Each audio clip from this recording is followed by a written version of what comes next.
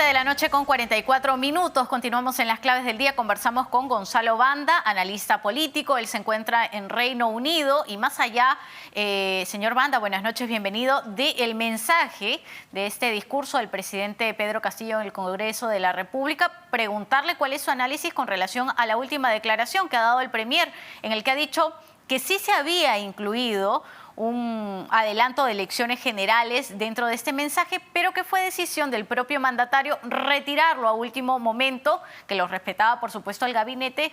Pero, ¿cómo tomar esta declaración breve que acaba de dar hace tan solo unos minutos el Premier? Buenas noches. Buenas noches. Efectivamente, el Premier lo único que ha hecho es tratar de reconfirmar un rumor que estuvo circulando en varias redacciones, ¿no? A comienzos de la mañana, ¿no? Que el presidente de la República iba a proponer un adelanto de elecciones.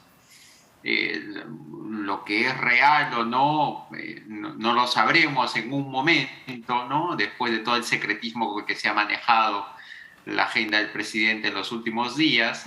Pero lo cierto es que el presidente pues parece no tener los estímulos en este momento, eso es lo único cierto, no tiene los estímulos para ver que se precipite una situación de salida, de emergencia última, ¿no? Entonces el presidente ha optado por firmar una especie de paz con el Congreso que no sé cómo vaya a ser correspondida, ¿no?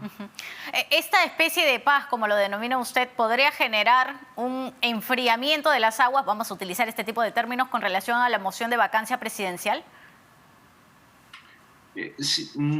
Uno no tiene que especular qué va a hacer el Congreso con el ánimo de la vacancia, porque la vacancia o la moción de vacancia ha llegado a tener 76 votos, ¿no? No son pocos votos, son mucho más que la primera moción. Por lo tanto, creo yo que me parece que el Congreso también está esperando, creo yo, un mensaje un poco más radical que al que ha terminado teniendo el presidente Castillo. Habrá que ver cómo reaccionan los voceros de las bancadas. Creo que hay algunos que ya han ido adelantando que el presidente tal vez no ha hecho autocrítica en su mensaje, a pesar de que se haya dado algún tipo de autocrítica, que se ha dirigido en una especie de mensaje a la nación, ¿no? No creo realmente que esto ayude a moderar los ánimos del Congreso, que parecen ir por otro lado, porque ellos creen que el presidente sí está involucrado en algunos escándalos de corrupción. Ahora, el presidente ha dejado claro también en su discurso que se tienen que hacer correcciones, pero no ha dicho qué tipo de correcciones sería, no ha hablado de nombres, por ejemplo, de ministros, ha hablado de corrupción y de que les caiga todo el peso de la ley, pero siguen siendo argumentos generales, argumentos además que escuchamos en sus diversas exposiciones. ¿Qué en todo caso le hubiera sumado al mandatario dentro de este mensaje?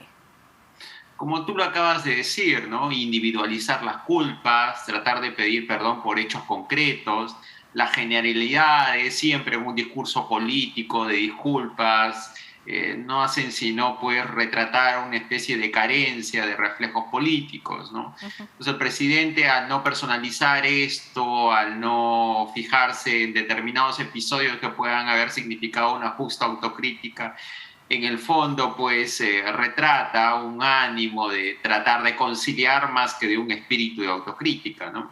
Creo yo que por parte de la oposición ese gesto no va a ser bien recibido, sino va a ser percibido como una señal de debilidad, y vamos a ver cómo responde la oposición política, ¿no? Porque el presidente, lejos de aclarar un poco las denuncias, ha tratado de decir que se trata de campañas de desinformación, de ataques, tratando de esquivar la bala más que de acusar al recibo y decir en concreto por qué está pidiendo perdón y qué cosas tiene que enmendar.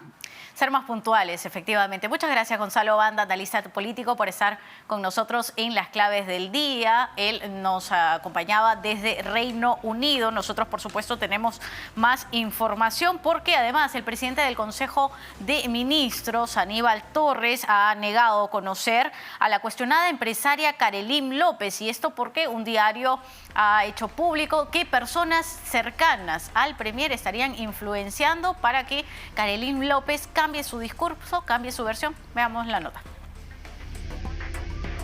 Conozco a la señora Carolín López, nunca me he